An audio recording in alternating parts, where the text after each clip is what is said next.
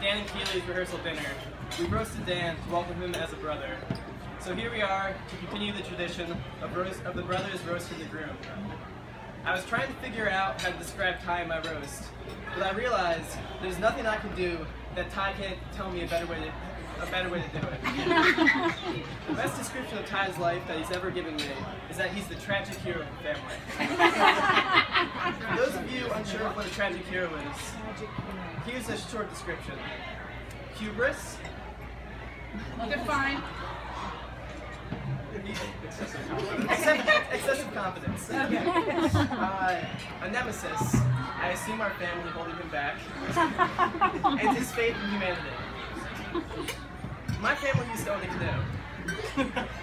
We used to. We had a canoe? Ty used it once. Next thing we know, he leaves it not locked up next to the canal, just lying there. And someone takes it.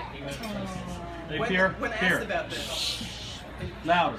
When asked about this, his only retort is, "I'm sorry I put my faith in humanity."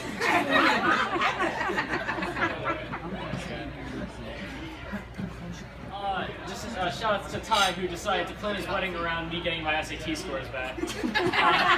I'm sure you'll visit again when I take the October SAT.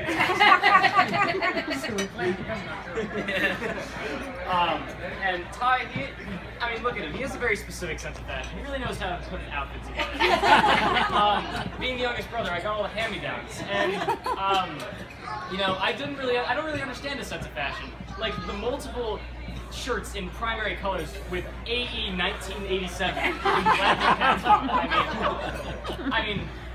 I didn't get it. Then again, I don't really understand fashion. Speaking of which, we were sharing a hotel room, and he takes really good care of his shoes. So he decided to use shoe trees on his Converse sneakers of the finest canvas.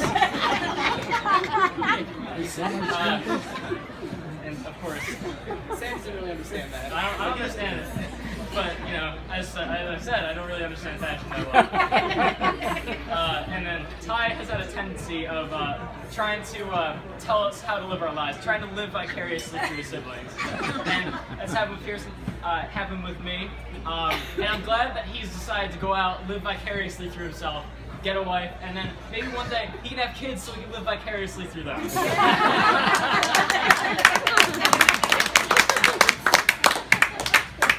Mine's a little long, so I want to apologize in advance. I have been waiting 6 years for this, so I'm really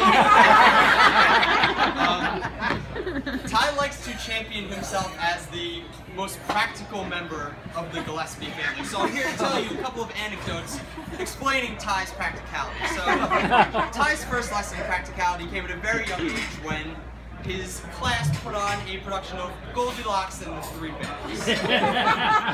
So you're wondering, oh, was Ty the Papa Bear, the Mama? No, Ty was Goldilocks. And the reason Ty was Goldilocks is simply because he had blonde hair.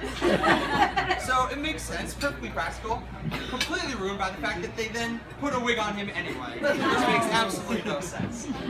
I found out about this because deep in the basement, there's a VHS tape. Scribbled on that VHS tape says, "Don't watch."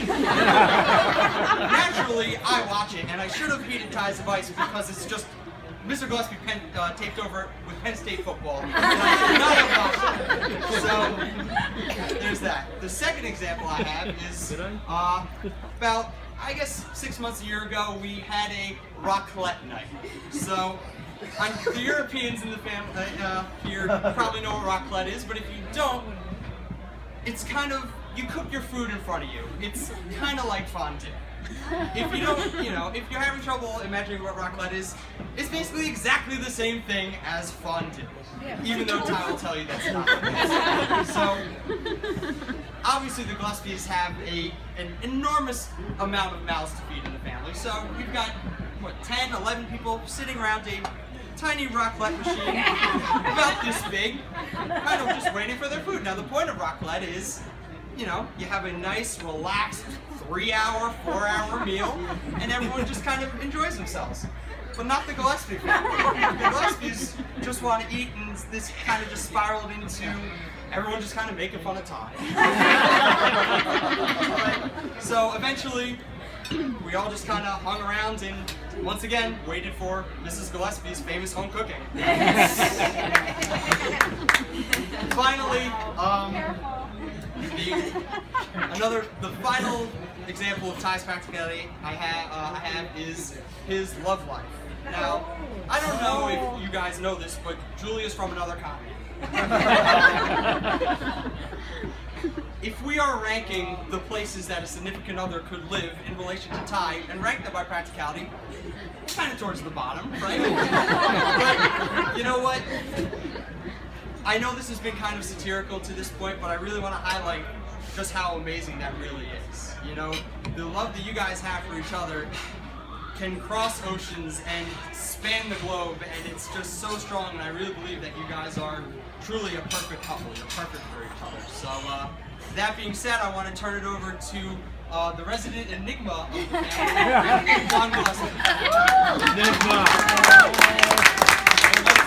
And tonight, as I did with our last piece, with a famous quote from Maya Angelou. Love recognizes no barriers. It jumps hurdles, leaps fences, penetrates walls to arrive at its destination full of hope.